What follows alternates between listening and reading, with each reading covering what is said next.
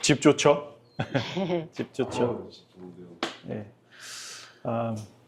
아까 좀 전에 목사님께서 말씀하셨는데 이런 집이 있으면 하늘나라 가고 싶은 마음이 없을 것 같다라는, 세상에서 다 누리고 살면 마음이 가난해질까요? 이런 집에서 살면 마음이 가난하지 않겠죠, 그렇죠? 언제 예수님을 더 찾으시던가요? 막 부자고 돈 잘 들어올 때 찾으셨나요? 아니면 힘들 때, 그렇죠. 그래서 힘든 거는 어떻게 보면 우리에게 되게 감사한 일일 수도 있다라는 거죠. 확실한 것은 우리가 하늘에 가면 예비된 집이 있다라는 것입니다. 다 같이 말씀 한번 읽어볼게요. 시작. 기록된 바 하나님이 자기를 사랑하는 자들을 위하여 예비하신 모든 것은 눈으로 보지 못하고 귀로도 듣지 못하고 사람의 마음으로도 생각지 못하였다 함과 같으니라. 하나님께서 저희를 위해서 예비하신 집은 저희가 지금까지 본 모든 집보다 좋을 거예요. 제가 한번 되게 놀란 적이 있는데, 예전에 페덱스 회장님을 하시던 그 리나 회장님이 계신데, 필리핀에 이제 알라방에 집이 있어요. 근데 그 집에 갔었는데, 뒷뜰이 얼마나 큰지 몰라요. 그래서 그분 생일날은 그 마닐라 오케스트라가 와서 연주를 한대요. 그 망고 나무들이 너무 멋있는 거예요. 그분 집에는 부엌이 3개가 있어요. 마담이 쓰는 부엌이 엄청 큰 게 있고, 근데 마담은 음식을 안 하죠. 당연히 아주머니 안 하시고, 이제 그 같은 층에 이제 메이트가 하는 부엌이 있고, 또 1층에 또 부엌이 있더라고요. 그 집이 참 어마어마하게 커서 저한테는 굉장히 좀 놀랄 정도로 큰 집인데, 지금 좀 전에 봤던 집보다는 작았어요. 근데 하나님께서 우리를 위해서 예비하신 집은 더 아름답고 더 좋을 것 같아요. 이 마태복음 5장에 보면 복 있는 사람이라고 얘기하잖아요. 그렇죠? 성경에서 복이 있다라고 얘기할 때는 어떤 사람들에게 복이 있다라고 얘기할까요? 이 세상에서 잘 사는 사람들이 복이 있을까요? 아니겠죠? 네. 복 있는 사람은 어떤 사람이에요? 구원받을 사람들을 복이 있다라고 얘기를 하겠죠. 우리들은 다 복 있는 사람이 돼야 되겠죠. 한번 읽어볼게요. 시작. 그때 임금이 그 오른편에 있는 자들에게 이르시되 내 아버지께 복받을 자들이여 나와 창세로부터 너희를 위하여 예비된 나라를 상속하라. 저는 이 말씀 보면서 되게 놀랐어요. 왜 놀랐냐면 창세로부터래요. 창세로부터라는 시작. 이제 이 세상이 시작될 때 그때 이미 저희 집을 예비해 두셨다라는 말씀인 것 같아요. 그래서 제가 이 원어를 찾아보니까 카타폴레 더하기 코스모스 이렇게 있어서 다시 얘기하면 정말 이 세상의 기초의 시작이 되는 그 시간에 이미 우리 집을 나라를 준비되셨다라고 얘기하시는 거예요. 근데 이사장님 한 주 동안 사시면서 어떻게 사셨어요? 3일 동안 사시면서 하늘을 바라보고 사셨어요? 아니면 땅만 바라보고 사셨어요? 땅만 바라보고 살았죠. 저는 천장만 바라보고 천장이에요. 누워 계셨어요? 누워 계셨어요? 뒷땅만 친 것 같아요. 뒷땅만 치셨어요. 사실 영원한 걸 바라보는 게 신앙인의 태도잖아요. 그렇죠? 근데 우리는 항상 앞에 있는 것만 봐요. 거기까지만 보는 거예요. 근데 왜 그럴까요? 사실 우리가 영적인 눈이 떠져 있어서 사단이 나에게 다가와서 속삭이는 것을 듣고 볼 수 있고, 천사가 와서 우리에게 얘기하고 우리를 위해서 힘쓰는 그런 모습들을 본다면 그럼 우리가 영적으로 살겠죠. 그렇죠? 근데 우리가 영적으로 살지 못해요. 영적인 눈을 닫아버렸어요. 근데 하나님께서 저희에게 영적인 눈을 닫고 그냥 이제부터는 그냥 안 보이지만 믿고 살아 이렇게 얘기하셨을까요? 아니면 그 영적인 것을 바라볼 수 있는 눈을 주셨을까요? 영원을 주셨죠. 저희 눈으로는 안 보이지만 영적인 것을 바라보도록 주신 게 뭐냐면 뭘까요? 우리 고사장님께 제가 한번 말씀을 드린 것 같은데 믿음이에요. 믿음 맞아요. 믿음. 그러니까 믿음은 보이지 않는 것을 바라보는 거예요. 그래서 우리가 정말 믿음이 있는 자들이라면 복받은 자들이라면 어디를 바라봐야 될까요? 하늘나라를 바라봐야 돼요. 그게 지어전 얘기가 아니고 베드로후서에 보면 내가 보았고 만졌고 이렇게 얘기를 하거든요. 예. 우리한테 하나님께서 소망을 주시고 영생을 주시고 복을 주셨는데 디도서 1장 2절에는 이렇게 얘기를 해요. 한번 읽어볼게요. 시작. 영생의 소망을 인함이라. 이 영생은 거짓이 없으신 하나님이 영원한 때 전부터 약속하신 것인데. 원래 우리한테 무엇을 약속하셨다고요? 영생을 약속하셨는데 이거는 시작이나 끝이 없는 그 시간 전에 우리에게 약속을 하셨다라는 거예요. 그러니까 이사장님이나 고사장님이나 태어나시기 훨씬 전에 저나 형이나 아무도 태어나기 전에 이미 그 전부터 우리에게 영생을 약속하셨다라는 거예요. 그럼 우리는 그 영생의 약속을 어떻게 될까요? 믿음으로 들어가야겠죠. 그렇죠? 이 똑같은 말씀이 똑같은 단어 조합으로 디모데 후서에도 똑같이 나와 있더라고요. 한번 읽어볼게요. 하나님이 우리를 구원하사 거룩하신 부르심으로 부르심은 우리의 행위대로 하심이 아니요 오직 자기 뜻과 영원한 때 전부터 그리스도 예수 안에서 우리에게 주신 은혜대로 하심이라. 네. 이 말씀을 보면서 되게 마음에 오랫동안 생각을 했었어요. 하나님께서 우리에게 이 일이 모든 것들이 벌어질 줄 아셨지만 결국 시작도 하시기 전에 무엇부터 약속을 하셨냐면 영생을 주기로 약속을 하신 거예요. 그러니까 죄인이 돼서 죽을 걸 아셨지만 그 죽을 사람들에게 무엇부터 약속하셨다고요? 영생부터. 영생. 사실 영생이 뭔지 모르죠. 저희가. 그렇죠? 근데 그 은혜가 우리가 태어나기 훨씬 전부터 주어졌고 우리는 그 은혜를 간직하고 가지고 가면 되는 거예요. 그게 뭐로 가져가야 된다고요? 아까 믿음으로 가져가야 되는 거예요. 믿음으로. 새 예루살렘 성에 대해서 이 계시록에는 이렇게 나와 있더라고요. 한번 읽어볼게요. 시작. 그 성은 네모가 반듯하여 반듯하여 장광이 같은지라. 그 갈대로 그 성을 청량하니 12,000 스타디온이요 장과 광과 고가 같더라. 그 성곽을 청량함에 144 규빗이니 사람의 청량 곧 천사의 청량이라. 그 성곽은 벽옥으로 쌓였고 그 성은 정금인데 맑은 유리 같더라. 그 성의 성곽의 기초석은 각색 보석으로 꾸몄는데 첫째 기초석은 벽옥이요 둘째는 남보석이요 셋째는 옥수요 넷째는 녹보석이요 다섯째는 홍마노요 여섯째는 홍보석이요 일곱째는 황옥이요 여덟째는 녹옥이요 아홉째는 담황옥이요 열째는 비치옥이요 열한째는 청옥이요 열두째는 자정이라. 그 12문은 12진주니 문마다 한 진주요 성의 길은 맑은 유리 같은 정금이더라. 성 안의 성전을 내가 보지 못하였으니 이는 주 하나님 곧 전능하신 이와 및 어린 양이 그 성전이심이라. 그 성은 해와 달의 비침이 쓸데없으니 이는 하나님의 영광이 비치고 어린 양이 그 등이 되심이라. 천국이 그 빛 가운데로 다니고 땅의 왕들이 자기 영광을 가지고 그리로 들어오리라. 성문들을 낮에 도무지 닫지 아니하리니 거기는 밤이 없음이라. 사람들이 만국의 영광과 존귀를 가지고 그리로 들어오겠고. 아름다울까요? 네. 우리는 막 독일은 지금 금을 빼기만 이루고 있는데 그렇죠? 근데 거기는 뭐가 금이래요? 뭐가 정금이래요? 바닥이. 길이 정금이래요. 근데 이 보석을 영어로 보면 뭐 사파이어도 나오고 뭐도 나오고 이렇게 되게 좀 알아듣게 나오거든요. 근데 전혀 모르겠죠. 이렇게 보면. 그렇죠? 영어로 한번 읽어보세요. 이 계시록을 한번 영어로 읽어보시면 그 문이 있는데 문이 진주 하나짜리 문이래요. 얼마나 큰 진주일까요? 그죠? 성문이면 그래도 꽤 큰 건데 그 성은 어떻게 생겼다고요? 네모가 반듯하여 장광이 같은지라 라고 얘기해요. 그러니까 이 장광이 같은 거는 이제 정육면체라는 거거든요. 정육면체.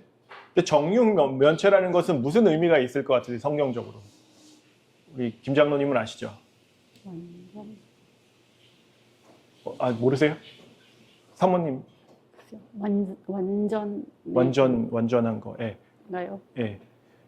성경에 정육면체가 나오는데 딱 하나만 나와요. 뭘까요? 예? 지성소 맞아요. 지성소가 완전 정육면체예요. 근데 지성소를 영어로 원어로 뭐라고 하냐면 코데시임이라고 얘기를 하거든요. 그 성소는 코데시예요.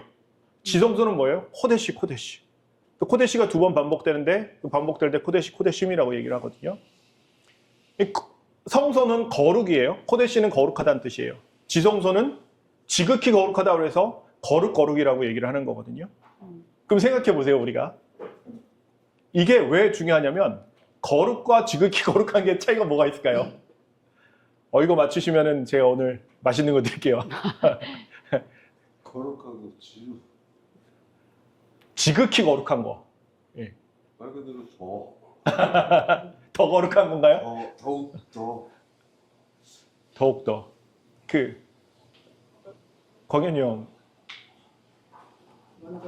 완전하게 거룩한 거 완전한 게 아닌가요? 여기 사모님. 그걸 이렇게 생각해 본 적은 없어서. 생각해 보신 적 없어요? 네. 더 거룩하다. 근데 이게 이해하는 이 말이 네.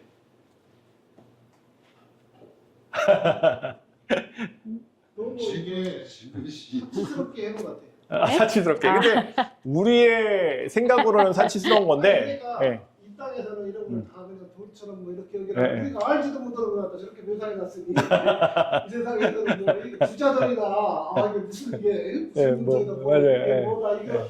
우리는 봐도 모르는 뭐 네. 이막 조건 사람들이나 알아보지. 근데 이게 네. 이 보석 12가지가 네네. 원주 재림 거기 뭐죠? 재림 연수원에 네네. 이게 다 샘플로 있어요. 아, 요만한 그래요? 것들하고. 예, 그래요? 12개가 다 12개 있거든요. 다 있어요? 오. 근데 이렇게 그냥 요만한데 몰라요. 뭐 보석 좋아하는 사람은 네네. 우와 하는지 모르지만 네네.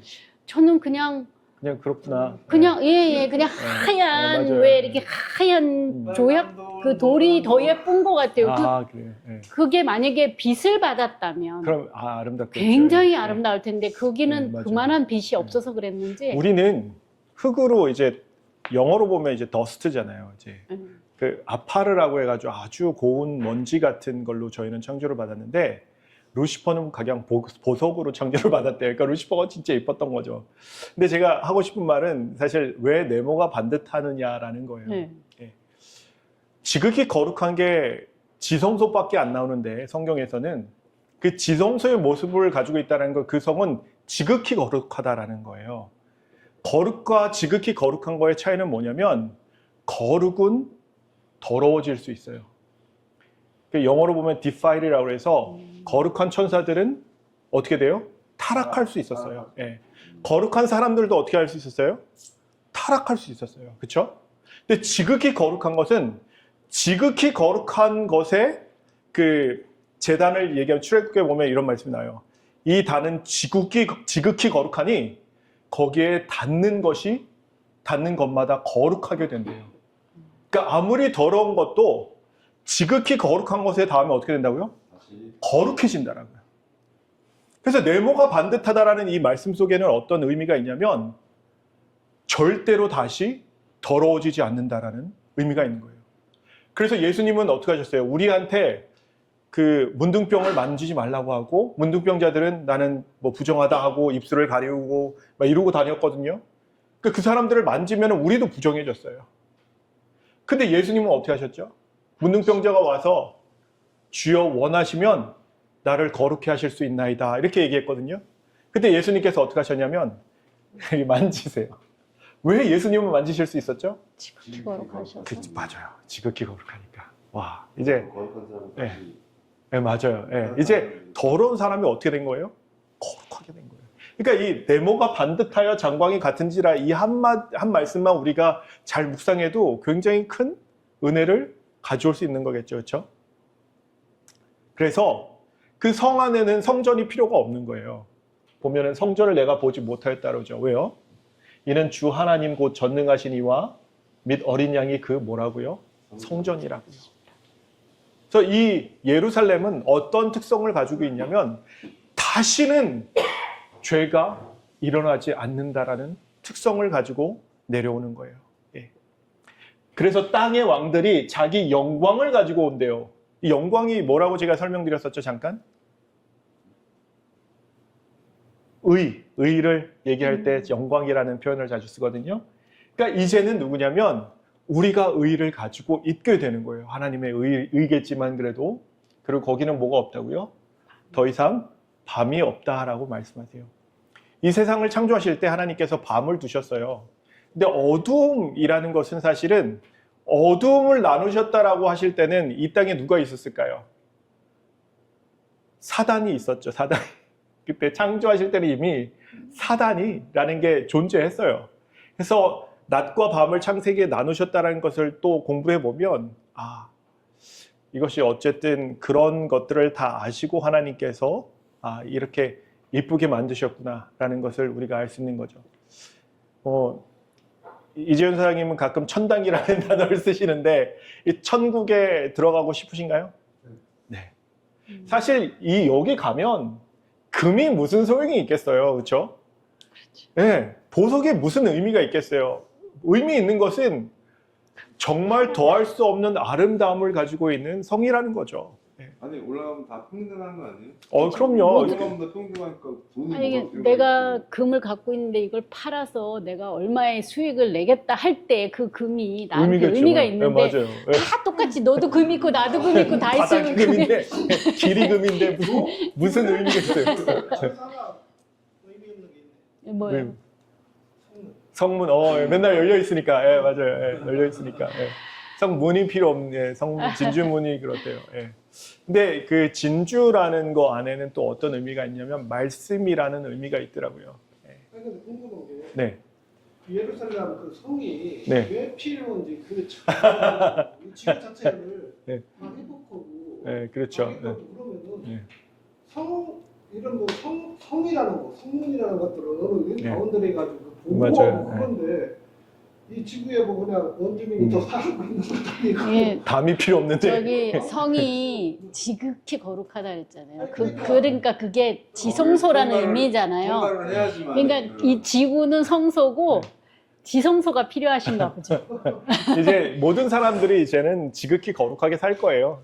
아마 그게 예.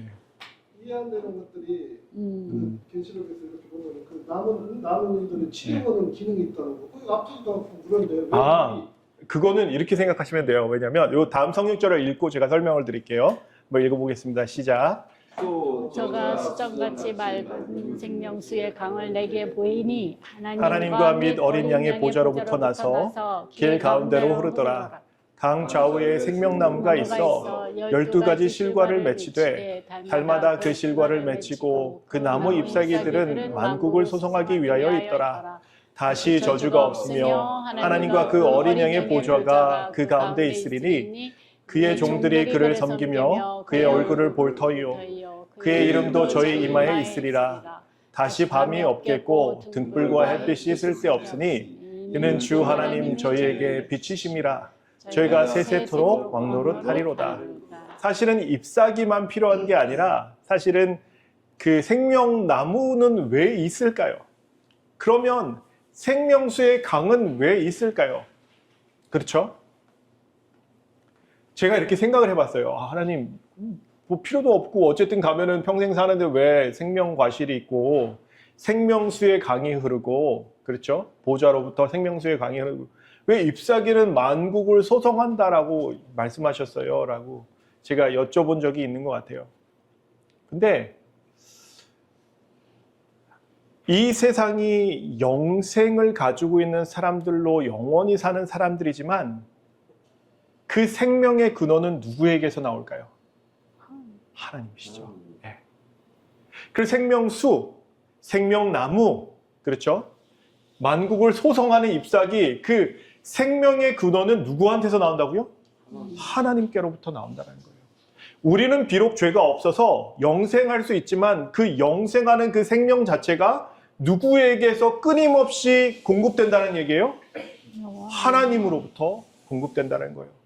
이 우주의 별들이 많이 있지만 그 우주의 별들이 자기 궤도를 지키며 정확하게 그 운행할 수 있는 그 힘이 누구한테서 나온다고요? 하나님. 하나님께서 나온다는 거예요. 그래서 이 생명수의 강이 우리한테 되게 중요한 건데, 생명수의 강 하면 떠오르는 성경절 혹시 있으세요? 생명수의 강. 예수님께서 저기 계실 때 저기 저기 누구요? 그 나이가 아니요? 나일강이요? 나일강도 괜찮네요. 예, 나일강 괜찮네요. 예. 그 예수님 계실 때 예수님. 요단강. 요단강. 요단강? 요단강. 생명수의 강. 요단강은 생명수의 강이랑 뭐 아닌 것 같고요. 어쨌든 뭐 바운더리니까 요단강 건너가 만날이니까 그거는 그런 것 같고, 예수님께서 이렇게 얘기하셨잖아요. 그 사마리아 여인에게 이렇게 얘기하셨죠. 한번 읽어볼까요? 한번 읽어볼게요. 시작. 예수께서 대답하여 봐요. 가라사대 이 물을 먹는 자마다 다시 목마르려니와 내가 주는 물을 먹는 자는 영원히 목마르지 아니하리니 나의 주는 그 속에서 영생토록 되리라. 우물. 예수님께서 주시는 게 뭐라고요? 영생하도록 솟아나는 샘물이래요. 생명수의 강이라는 거예요. 무슨 말씀인지 아시겠죠? 예. 그러니까 여기서 예수님께서, 그래서 제가 생명수의 강이 왜 필요한지를 알게 된 거예요.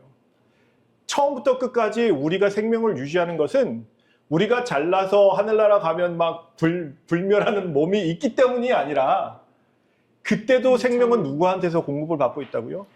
하나님께로부터 공급을 받는다라는 거예요. 우리는 원래 하나님 없이는 살면 안 돼요. 살 수가 없는 존재들이잖아요. 그렇죠? 그것을 끝까지 우리가 기억하면서, 그래서 아담과 하와에게는 무슨 나무가 있었죠? 생명나무가 있었죠. 선악과 여기도 생명나무가 있잖아요. 그렇죠? 선악과 그래서 똑같은 거예요. 죽어서 생명을 하는 게 아니라 우리의 생명을 주시는 분이 하나님이심을 계속 뭐 하라는 거예요? 기억하라는 거예요. 기억하라고. 다윗이 광야에 있을 때 이 시를 쓰더라고요. 요 말씀을 제가 한번 드렸나 안 드렸나 모르겠는데, 제가 한번 말씀을 통해서 한번 한 거는 같아요. 한번 시편에 있는 말씀을 읽어볼게요. 시작. 다윗의 시, 유다 광야에 있을 때에 하나님이여 주는 나의 하나님이시라. 내가 간절히 주를 찾되 물이 없어 마르고 곰핍한 땅에서 내 영혼이 주를 갈망하며 내 육체가 주를 앙모하나이다. 이 세상을 광야 같다라고 해요. 저한테는 필리핀이 광야 같아요. 근데 이 광야 같은 땅은 어떤 땅이냐면, 아니 젖과 꿀이 흐르는 땅이라고 그랬잖아요.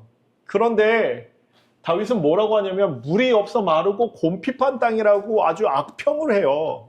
왜 그랬을까요? 영적인 의미로 볼 때 우리가 사는 이 세상은 이 물이에요. 이 물밖에 없는 거예요. 먹어도 목마른 그 물밖에 없는데요. 생명이 없어요. 이 땅은 뭐가 없다고요? 생명이 없어요.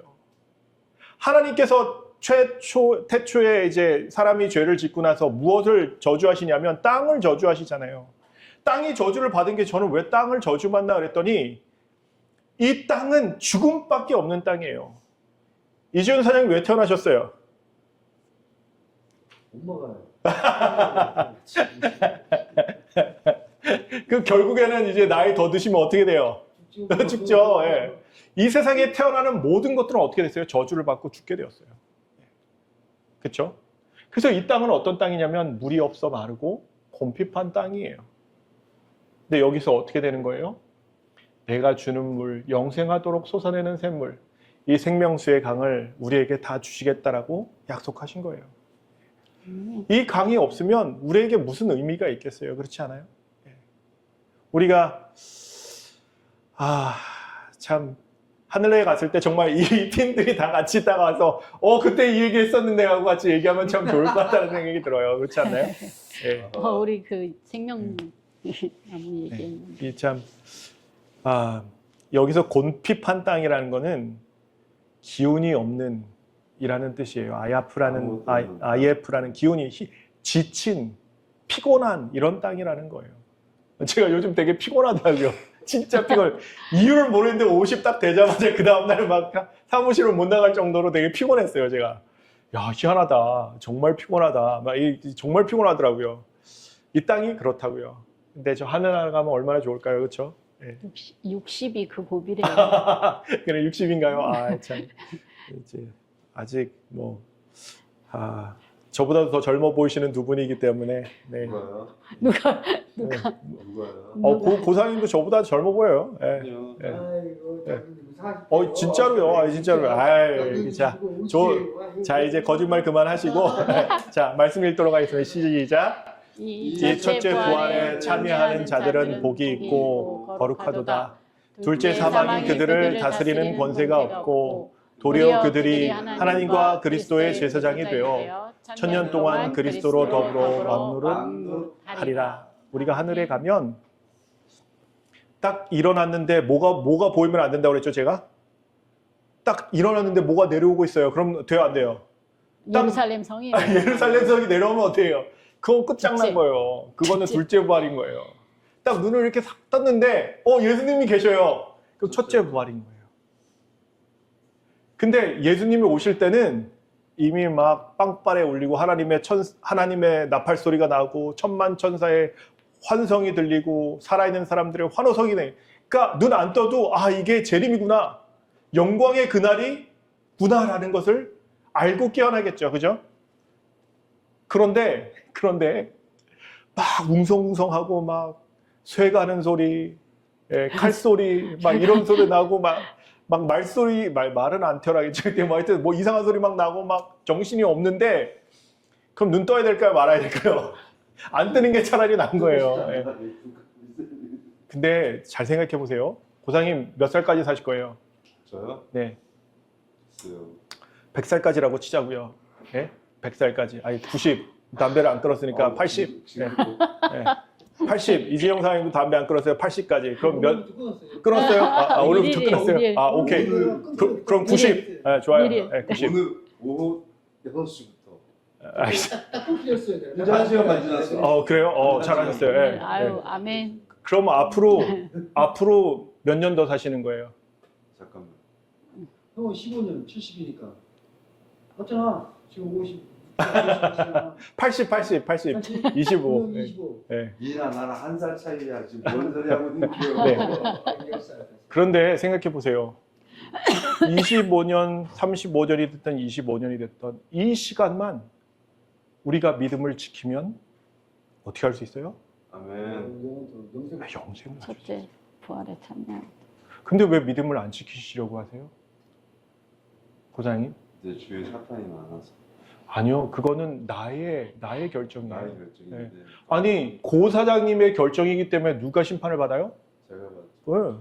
만약에 주위 사람들 때문에 내가 못 끊는다라고 하면 누가 심판을 받아야 돼요? 네. 주위 사람들이 받아야죠. 근데 내가 심판을 받는다는 것은 책임이 누구한테 있다라는 거예요? 저한테 있죠. 우리에게 있다라는 거예요. 누구에게 결정권이 있다라는 거예요? 저에게. 나. 우리에게 있다라는 거예요. 그러니까 잘 생각하세요. 그러니까 25년 어떻게 사시느냐에 따라서 이 하늘나라를 우리가 가질 수 있는지 아니면 영원한 불에 들어갈지 그것을 우리가 잘 생각해 봐야 된다. 성경 한번 읽을게요. 시작. 또 내가 새 하늘과 새 땅을 보니 처음 하늘과 처음 땅이 없어졌고 바다도 다시 있지 않더라. 또 내가 봄에 거룩한 성 새 예루살렘이 하나님께로부터 하늘에서 내려오니 그 예비한 것이 신부가 남편을 위하여 단장한 것 같더라. 내가 들으니 보좌에서 큰 음성이 나서 가로되 보라 하나님의 장막이 사람들과 함께 있음에 하나님이 저희와 함께 거하시리니 저희는 하나님의 백성이 되고 하나님은 친히 저희와 함께 계셔서. 얼마나 아름다운 말씀이에요. 저는 이게 하나님이 우리 하나님이 되시고 우리가 하나님의 백성이 계시는데 저희와 영원토록 함께 하신다라는 이 말씀이 참 좋은 것 같아요. 근데 더하여 생각해 보면요. 저희가 이제 정이 들잖아요. 그죠? 그리고 이제 정이 들었으니까 제가 미국 가면 보고 싶으세요? 안 보고 싶으세요? 보고 싶어요. 보고 싶죠? 저도 보고 싶거든요. 예. 근데 이 말은 뭐냐면 우리가 다시는 이별하지 않는다는 거예요. 영원토록 같이 다닐 수도 있고 같이 살 수도 있고 영원한 시간이 보장되기 때문에 하나님과 같이 있을 수도 있다는 거예요. 새 하늘과 새 땅은 우리가 눈으로 보지 못한 것들이에요. 그 아름다운 것을 우리가 볼 수 있다라는 거죠. 이 땅은 사실 곧 없어질 거예요. 그렇죠? 뭐 일본 열도가 30년 안에 뭐가 온다 이런 얘기 들을 필요가 없는 게 들어도 뭐 그러려니 하는 게 뭐예요? 성경 말씀에 이미 그렇게 돼 있어요. 한번 읽어볼게요. 시작. 이제 하늘과 땅은 그 동일한 말씀으로 불사르기 위하여 간수하신 바 되어 경건치 아니한 사람들의 심판과 멸망의 날까지 보존하여 두신 것이니라. 그러나 주의 날이 도적같이 오리니 그날에는 하늘이 큰 소리로 떠나가고 체질이 뜨거운 불에 풀어지고 땅과 그 중에 있는 모든 일이 드러나리로다. 이 모든 것이 이렇게 풀어지리니 너희가 어떠한 사람이 되어야 마땅하뇨. 거룩한 행실과 경건함으로 하나님의 날이 임하기를 바라보고 간절히 사모하라.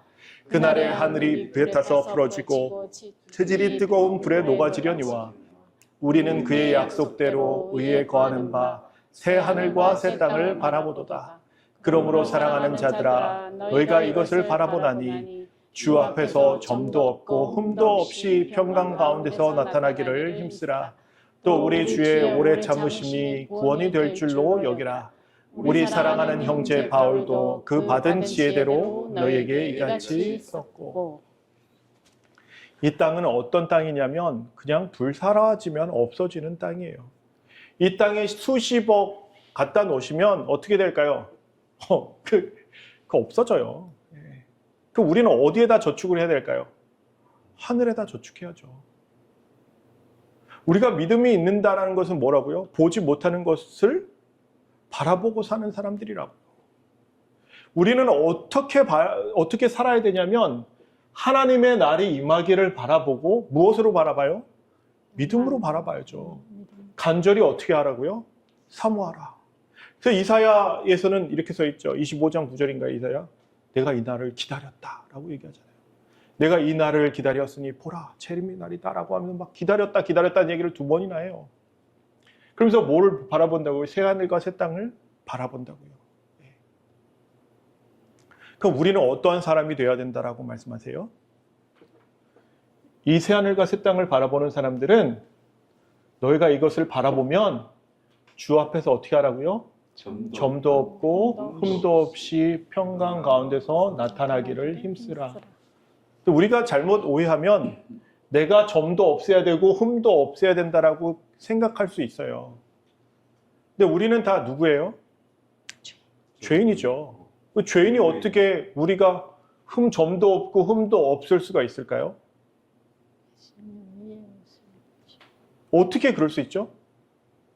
이게 무슨 얘기예요? 주 앞에서 점도 없고 흠도 없이. 예수님도 비슷한 말씀하셨잖아요. 너희가 아버지의 온전하신과 같이 온전하라 라고 얘기하셨잖아요. 우리 어떻게 온전해질 수 있어요? 예수님밖에 없죠. 네? 예, 맞아요. 예. 하나님이랑 예수님이랑 누가 더 거룩하실까요? 똑같죠. 하나님이 예수님이시잖아요. 아버지와 나는 하나라고 하셨잖아요. 그죠? 그 하나님과 예수님이 동일하세요. 그렇죠? 그러면 우리가 점도 없고 흠도 없이 아버지와 온전하심과 같이 온전할 수 있는 방법은 하나밖에 없어요. 예수님과 하나 되는 것밖에 없다. 그거는 약속인 거예요. 우리한테 너 점도 없고 흠도 없이 살아봐 이게 아니라 어떻게 한다고요?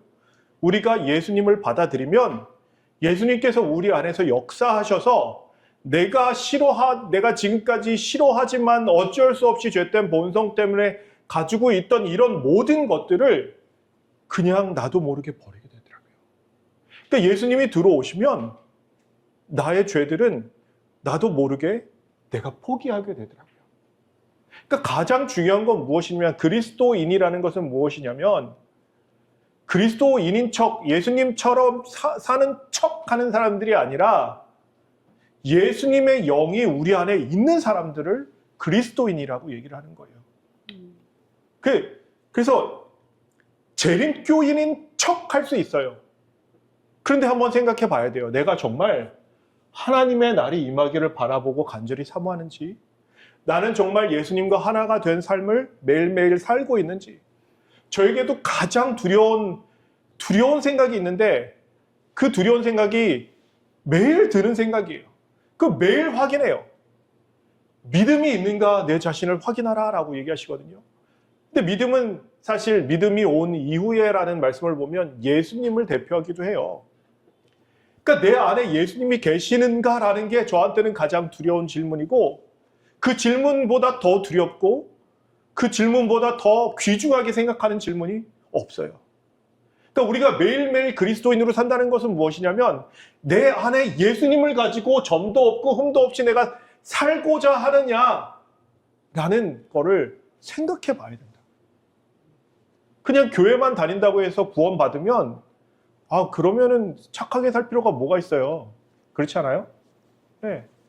그 내가 싸우는 게 아니에요. 사실 그리스도인이 된다는 것은 누가 싸우게 하시는 거예요? 예수님께서 우리를 위해서 싸우게 하시는 거라고요. 아멘. 이 세상에 대해서 이렇게 말씀하셨잖아요. 한번 읽어볼게요. 시작. 또 주여 태초에 주께서 땅에 기초를 두셨으며 하늘도 주의 손으로 지으신 바라. 그것들은 멸망할 것이나 오직 주는 영존할 것이요 그것들은 다 옷과 같이 낡아지리. 이 세상은 어떻게 된다고요? 멸망한다고요? 안 한다고요? 다 멸망한다고요. 이 세상은 그러니까 말세의 징조들이 다 일어나잖아요. 그렇죠? 말세의 징조들에서 뭐 전 세계적인 지진까지 왔다고 치자고요. 그러면 카톨릭을 중심으로는 뭐라고 할까요?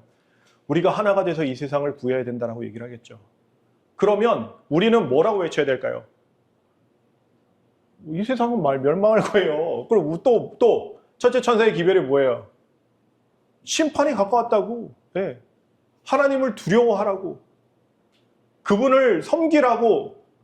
이제 심판하실 시간이 다가왔다는 얘기를 우리는 해야 돼요. 그럼 무슨 얘기가 더 듣기 좋을까요?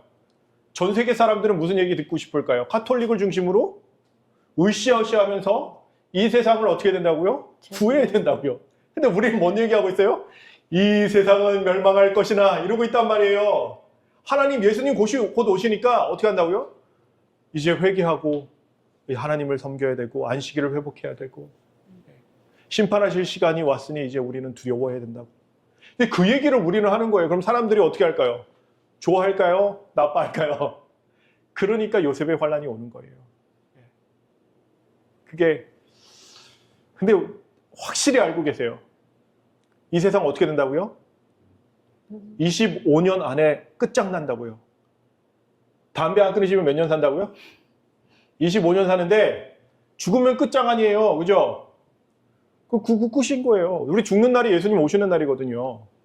무슨 얘기인지 아시겠어요? 야, 술은 끊었으니까 담배 끊으면 되는지. 뭐 알아서 하세요. 알아서 하세요. 제가. 다음에는 회초를 제가 준비했다가 제가 때릴 수는 없고 목사님께 제가 들을 테니까 미련한 것을 회초리가 쫓는다는 얘기가 있더라고요. 자, 말씀을 읽도록 하겠습니다. 시작. 보라 내가 새 하늘과 새 땅을 창조하나니 이전 것은 기억되거나 마음에 생각나지 아니할 것이라. 그들이 가옥을 건축하고 그것에 거하겠고 포도원을 재배하고 열매를 먹을 것이며 그들의 건축한 데 타인이 거하지 아니할 것이며 그들의 재배한 것을 타인이 먹지 아니하리니 이는 내 백성의 수완이 나무의 수완과 같겠고 나의 택한 자가 그 손으로 일한 것을 길이 누릴 것이며 그들의 수고가 헛되지 않겠고 그들의 생산한 것이 재난에 걸리지 아니하리니 그들은 여호와의 복된 자의 자손이요 그 소생도 그들과 함께 될 것입니다.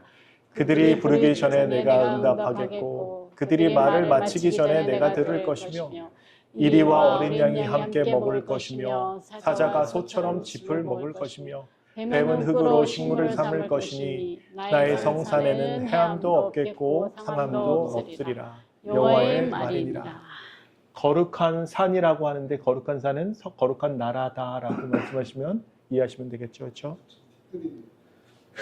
네? 뒤끝 있어요? 뒤끝 있어요. 네. 흙으로 식물을 뱀은 흙으로 식물을. 저기마다도 흙을 주지 하늘나라에서도. 근데 뱀이 흙을 안 먹어요. 아세요? 그러니까. 네, 뱀은 흙을 절대로 안 먹는데요. 네. 네. 뱀은 그래서 그걸 가지고 이제 그 딴지 거는 사람이 있는데 제가 지렁이과인가 봐요. 네? 지렁이과인가 지렁이과인가요? 네, 뭐. 지렁이가 흙 먹잖아요. 뱀이라고 확실히 알았으니까. 네, 그러니까 뱀을 뭐, 순하게. 네. 뭐 뭘 먹는지는 가서 보자고요, 같이. 네. 이전 것은 기억되지 아니하리나 이게 뭘 기억되지 못한다는 건가요? 네. 아니 이전에 살았던 거를 그러면 뭐 저도 기억 못 하실 것 같아요? 네. 빼고 그렇게 가르치시는 분들도 계시더라고요. 제가 이렇게 보니까 음. 아무것도 기억 못 한대요. 하늘에 가면. 그렇지. 그럼 그게 뭐예요, 그게? 그게 뭐예요? 그 예수님이 누군지도 기억을 못 한다는 얘기인가? 아니 그 이렇게 마- 빼고 그것도 괜찮을 것 같아요. 아예 그렇진 않아요. 근데 사치어봐요. 제가 이걸 가지고 제가 이제 제 친구 중에 이제 송연호 목사라는 친구가 있어요. 이제 친구 중에 그 친구랑 이제 잠깐 얘기를 했었는데 얘는 진짜 아무것도 기억을 못 한다는 거예요. 그래서 제가 아니야, 연호야. 연호는 그런 건 아닌 것 같아. 왜냐면 눈에 눈물을 식힌다는 것이. 네네네. 그 말씀도 맞네요. 예. 우리가 진짜 했던 예. 그런 거 주마등처럼 지나가는데 예. 그거를 맞아요. 그러니까 지금 갖고 있는 살고 있는 곳이 너무 좋기 때문에 15분만 굳이 그걸 기억을 할 필요가 없는 거지. 네. 아마 잔재는 있지 않을까요? 또 옛날 기억하면서 그 하늘에 가면 이러잖아요. 예. 이 사람은 올 사람이 아닌데 왔다. 막 이렇게 네네네. 딱 사람들의 관계를 어떻게 한다는 거예요? 기억을 한다는 그렇죠. 거거든요. 그렇죠. 그리고 제일 중요한 게 뭐냐면 그 중에 제가 정말 성경으로만 얘기 놓고 봤을 때는 죽은 아이들을 어머니에게 데려다 준다고 그랬어요. 내 자식을 기억을 못하면 얘가 누군지 어떻게 알아요? 그렇지 않아요? 의미가 없는 짓이거든요. 근데 하나님께서 다 천사들이 딱 보면 부모가 없으면 그 아이를 데리고 와서 이렇게 키운다라는 말씀도 있어요. 근데 그 부모에게 이 아이들을 데려다 주는 것 이런 것들을 보면 우리가 기억을 하는데 뭐를 기억을 못하냐면 바로 앞에 있잖아요. 내가 새하늘과 새 땅을 창조하나니 이전 것은 기억되지 되었거나 마음이 생각나지 않을 때 무엇이 생각이 안 난다는 거예요? 죄악, 죄. 네, 새하늘이 아니라 헌 하늘과 헌 땅은 기억하지 못한다는 거예요. 더 이상. 네, 아까 사모님도 말씀하셨지만 그 전 것들이 너무 지금 것들이 너무 아름다워서 그 전 것들은 생각할 필요도 없는 거고 기억도 하나도 안 된다는 거지. 이게 이 세상에서 우리의 메모리가 모두 셋업되고 뭐 포맷되고 이게 아니라는 거예요. 예. 그러면 이 사람이 무슨 죄를 지었는지 1000년 동안 찾아볼 필요도 없는 거고 그렇지 않아요? 예. 나도 기억나지 않는데 뭐로 그런 것들을 보고 있어요. 예.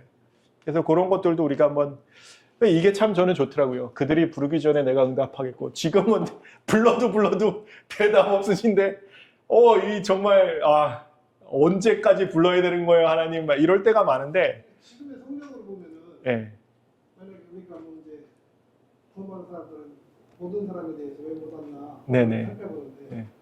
사실 면설이라면 괜찮고 나이도 그냥 나하고 안 좋았던 사람이라면 괜찮은데 예. 진짜 내 부모나 내 자녀나 네, 네. 뭐 이런 사람들이 음.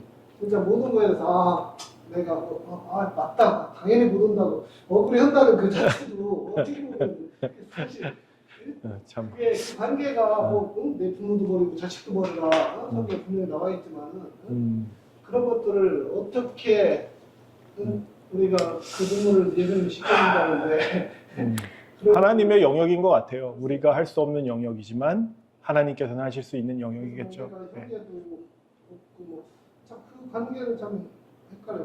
그래. 가족이 없다고 했으니까 하늘나라 그 가족 관계가 없다라는 얘기를 들은 것 같아요. 예. 결혼 안 한다고 그랬고, 장가 안 하고. 그런 어떤 세상 사람들이 가지고 있는 그런 건 없는데 저 사람이 나하고 어떤 관계였다든가 뭐 이 정도까지는 그것이 다 되기 때문에 하늘에 올라가서 슬프지 않으려면 막 맞아요. 내 가족을 모두 다 데려가야 된다 뭐 이렇게 설명하는 분도 있기는 해요. 네. 그만큼 내 가족이 없을 때 하늘에서 없다 생각을 하면 그 하늘에서 슬플 근데- 새가 없는 데인데. 네, 맞아요. 가족 관계가 어떻게 정립이 되냐면요. 예수님 오시기 전에 하나님의 백성과 사단의 백성. 그래서 가족이 어떤 가족? 하나님 가족과 사단의 가족. 네, 이렇게 분리가 되거든요. 그래서 부모가 자식을 옥에 넣고 뭐 이렇게 핍박한다라고 형제가 형제를 이렇게 얘기하셨잖아요. 네. 그러니까 그 은혜의 기간이 딱 끝나게 되면 이제 그런 혈연적인 가족 관계는 다 깨지는 거고 어떤 관계가 생기냐면 영적인 믿는 관계가 서는 거예요. 그래서 그때는 이제 가족도 안 봐주고 어떻게 되는 거예요? 자식도 안 봐주고 부모도 안 봐주는 사이가 돼버리는 거예요. 그래서 이제 지금이야 우리가 이런 가족을 되게 중요시하게 생각하겠지만 먼 미래가 멀지는 않은 그 미래에 예수님께서 오시기 전에 은혜의 기간이 끝나는 그 시간에 우리의 가족은 사실 이게 가족이고 그렇죠? 여기 있는 사람들이 가족이 될 수 있는 거고, 예. 정말 혈연적으로 가족이 되는 것들은 이제 더 이상 의미가 없어진다라는 것을 또 한번 생각해 보실 수 있다라는 생각이 드네요. 자, 여기서 기억하는 문제는 네. 그게 아니고 지금만 기억하는데 이전 것을 기억나거나 마음에 생각나지 않는 것은 지난번에 한번 내가 얘기했는데 죄와 관련되어 있는 그 흔적에 대한 맞아요. 예, 맞아요. 맞습니다, 목사님. 예. 그러니까 죄에 대한 흔적과 관련된 것 그것을 이제 구원함 온전한 구원함을 받은 자들에게 있어서는 그것이 기억나지 않는다는 것이지 모든 것이 기억나지 않는다라고 하는 것은 잘못된 거예요. 맞아요, 맞아요. 예, 맞습니다. 그래서 가족 관계의 릴레이션십이 아니라 그 나와의 관계 속에서의 그 특성과 그거는 이미 기억을 있죠. 하기 때문에 그럼요. 그건 예. 안 없어져요. 그렇죠. 예. 그러니까 죄의 흔적에 대한 것 그것을 이제 기억나지 않는다. 그렇죠. 뭐 죄를 짓고 싶은 마음도 더 이상 들지 않을 거고 이 땅에 속한 헌 땅과 헌 하늘에 속한 모든 것들은 아무것도 기억나지 않게 되겠죠. 예. 자, 이제 너무 저걸 어렵게 생각하면 머리가 복잡해지고 순수하게 생각해야 돼. 이전 것은 아무것도 기억나지 않는다라고 하면은 생각해봐요. 내가 이게 어려운 가운데 기억이 안 날 것 같아요. 어려운 가운데 신화생활 했던 거 기억날 거야. 나야죠. 당연히 안 나. 나야죠. 예수님을 사랑했던 그 그래. 열렬한 마음. 그러니까 이제 24장로도 이제 예수님 발 밑에 자기 면류관을 집어 던지잖아요. 그러면서 뭐라 그래요? 내가 여기까지 온 게 나 때문에 온 게 아니라 누구 때문에 온 거라고요? 은혜, 하나님의 은혜라고.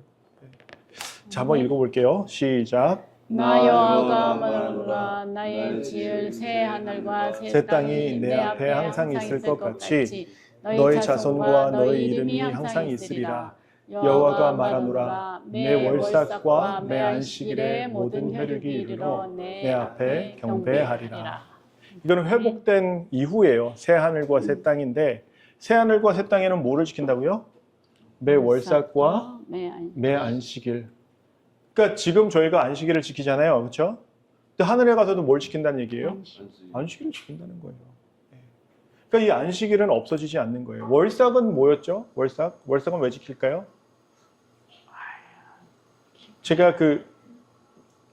제가 쓴 책 안 읽어보셨나요, 다? 아유 지금 반 읽었어요. 반 읽으셨어요? 아, 그럼 이 월삭 나올 텐데 곧 아니, 아직 안 났나요? 아직 안 나요. 예. 쓴 책에 보시면 그 월삭에 대해서 정확히 나오는데 한번 보세요. 근데 보시면 알 수 있어요. 그리고 네. 이 두 분께는 제가 월삭에 대해서 따로 나중에 설명을 드릴게요. 예, 월삭이 무엇인지. 왜? 월삭이 이거 아니에요? 뉴문이에요, 뉴문. 뉴문. 월삭. 그건 월세고, 봉급. 월세고. 봉급. 월세 말고, 네, 월세 말고. 뉴문이에요, 뉴문. 근데 간단하게 설명드리자면, 월삭에, 제가 이거 진짜, 저 이것 때문에 한 격리 기간에 제가 성경을 연구했어요. 이 월삭에 대해서. 근데 아무리 봐도 이해를 못 하겠는 거예요. 진짜, 제가 써놓은 걸 보시면 아시겠지만, 제가 알려고 한 게 아니라요. 아니 새로운 나라고 안식일은 아니 다른 거예요. 제가 정말 성경이 이렇게 펴져 있는 거예요. 근데 제가 그걸 딱 읽는데 이게 월삭이었네. 그렇게 알게 됐어요. 그러니까 이거는 제가 알려고 한 거 아니고요. 진짜 하나님 은혜로 제가 지금 생각해도 되게 좀 무서울 정도로 하나님께 매달렸었거든요.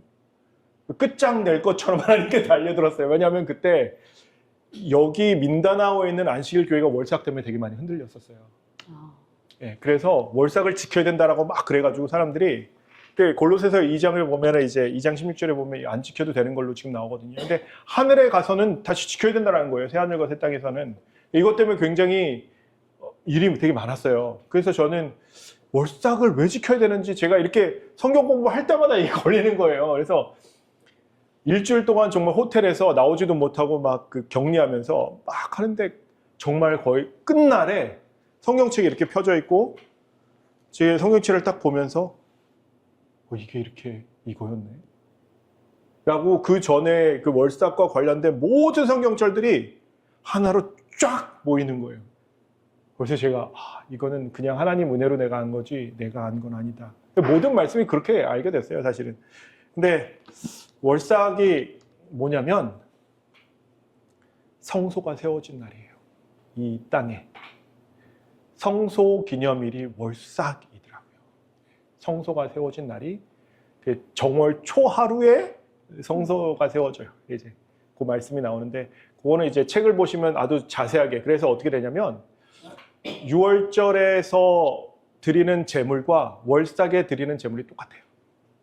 그러니까 여러 가지를 저도 지금 다 기억은 못하는데 그것만 기억하는데 굉장히 많은 성경절에서 계속 예수님에 대해서 집중하고 있어요. 월삭을 보시면 그 드려지는 예물과 그 언제 하는 것과 이런 모든 것들이 근데 우리가 하늘나라 가면 누가 성소 되신다라고요? 예수님 어린 양이 성소라고 얘기하잖아요. 어린 양이 성소된다라고 얘기하잖아요. 자, 근데 이제 이거 아직도 이렇게 많이 남았는데 16개밖에 지금 프레젠테이션이 없는데 그중에 11개 한 거거든요. 자, 다음 성경절 하겠습니다. 시작. 무엇이든지 속된 것이나 가증한 일 또는 거짓말 자는 결코 그리로 들어오지 못하되 오직 어린 양의 생명책에 기록된 자들뿐이다. 속된 것은 이 세상에 속해서 막 정신없고 이런 것만 속된 게 아니라 거룩하지 않은 모든 것들은 속된 것이에요. 성경으로 보면. 무슨 말씀인지 아시겠죠? 중립이 없어요. 그러니까 내가 거룩하지 않으면 다 뭐라고요? 속된 거라고요. 신발이 거룩한가요? 아니죠. 그럼 저것도 속된 거예요. 그러니까 우리가 이 정도면 괜찮지 이게 있다고요? 없다고요? 없다고요. 거룩이 아니면 뭐예요? 다 속된 거예요. 가증한 거 들어온다고요? 안 들어온다고, 못 들어온다고. 가증한 거 특별히 우상숭배나 이런 것들을 가증하다라고 말씀하시는데 거짓말하는 자는 누굴까요? 내가 저를 아노라 하고 계명을 지키지 않은 자가 거짓말하는 자라고 요한 1서에 보면 나와 있거든요. 그러니까 계명을 지키지 않은 자도 못 들어온다라는 거예요. 누구밖에 못 들어온다고요? 어린 양의 생명책에 기록된 자들뿐이니라. 누가 기록이 될까요? 생명책에. 우리가 구원받는 기준은 뭐예요? 우리가 뭐가 있느냐 없느냐? 믿음. 예. 요한복음 3장 18절에 그렇게 나오죠. 그렇죠?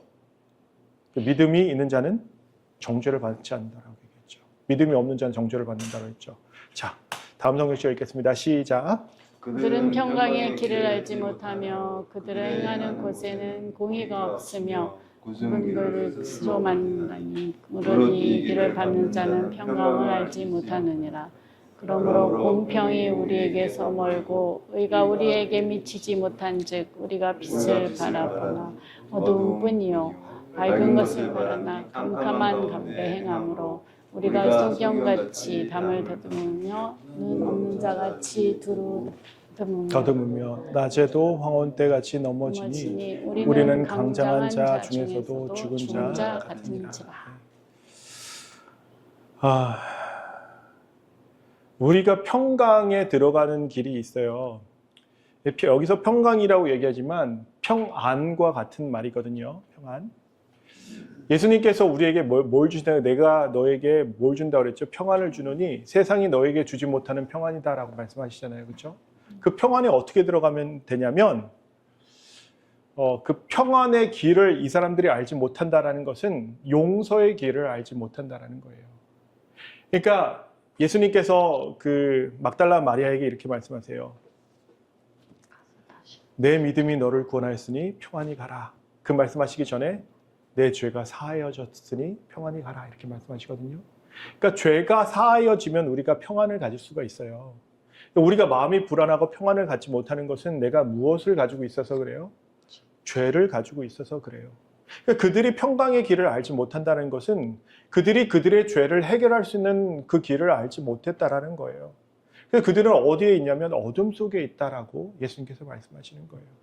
그러니까 우리 마음속에 구원의 확신이 없다면 무엇이 없다라는 거예요? 우리 안에 용서의 기쁨이 자리 잡지 못하고 있다라는 거예요. 그래서 예수님께서 내가 평안을 주는데 내가 주는 평안은 다른 것과 달라. 세상이 주는 것과 달라. 왜요? 예수님만이 우리에게 무엇을 주실 수 있어요? 용서를 주실 수 있어요. 그래서 그 평안의 말씀을 평강의 길을 알지 못한다라는 말씀으로 이해하시면 되지 않을까 생각이 들더라고요. 똑같은 말씀이 로마서에도 나와 있어요. 한번 읽어볼게요. 시작. 다 치우쳐 한 가지로 모욕하게 되고 선을 행하는 자 없나니 하나도 없도다. 저희 목구멍은 열린 무덤이요 그 혀로는 속임을 베풀며 그 입술에는 독사의 독이 있고 그 입에는 저주와 악독이 가득하고 그 발은 피 흘리는데 빠른지라. 파멸과 고생이 그 길에 있어 평강의 길을 알지 못하였고 저희 눈 앞에 하나님을 두려움이 없느니라 함과 같으니라. 네. 그래서 이 평강의 길을 알지 못한다라는 것, 평안의 길을, 요 단어 평안을 너에게 끼치노니 곧 나의 평안을 너에게 주노라. 내가 너에게 주는 것은 세상에 주는 것 같지 아니하니라 라고 얘기해서 그 하늘나라 가는 사람들은 어떤 사람들이 갈까요? 보통 사람 가나요? 아니면 성인들이 가나요? 거룩한 사람들이 가나요? 거룩한 것만 들어온다 그랬잖아요. 그렇죠? 예, 거룩한 사람들. 예, 그냥 우리가 얘기하는 교인이 가는 데가 아니라 어떤 사람이 간다고요? 거룩한 사람이 가는 거예요. 예. 여기 아까 제가 말씀드렸죠. 거룩한 사람은 어떤 사람이죠? 예수님과 함께 있는 사람이에요. 모든 죄를 용서받은 사람들이에요. 내 죄사함을 얻었느니라 하시니 사람들이 수군대죠. 누군데 죄를 사한가? 여자에게 이르시되 내 믿음이 너를 구원하였으니 어떻게 하라고요? 평안히 가라 하시니라. 우리 마음에 평안이 있다라는 건 뭐라고요? 내 죄가 해결되었다라는 거예요. 전 처음에 이 기쁨을 한번 느껴봤거든요. 정말 장난 아니에요. 진짜 죄를 사해졌다라는 그 정말 엄청난 거는 지금도 그 느낌을 제가 기억을 해요. 그게 얼마나 큰 기쁨이었고 평안이었는지 제가 기억을 해요.